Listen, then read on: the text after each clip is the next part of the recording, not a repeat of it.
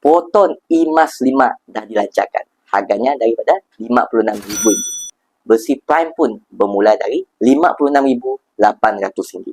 Manakala versi Premium RM69,800. Murah, moden, kacak, dan yang paling menariknya adalah EV. Tapi bila kami dengar nama kereta tu emas, terus kami teringat tentang emas. Namanya emas, tetapi nilainya bukan macam emas. Harga kereta tu lebih kurang harga skeping emas 100 gram. Kita excited dengan teknologi baru tu. Reka bentuk yang moden dan kononnya penjimatan minyak. Tapi sikit perkara yang ramai lupa. Walau secanggih manapun kereta ya, nilainya tetap menyusut dari tahun ke tahun.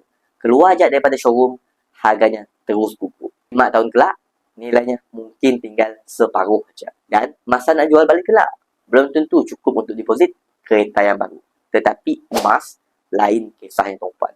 Semakin lama disimpan, semakin tinggi nilainya. Jadi, bila duit tu makin melemah, emas tetap kukuh. Tapi, jangan salah faham.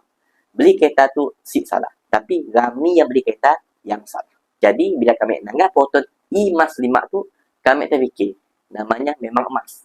Tetapi, nilainya tetap akan susut.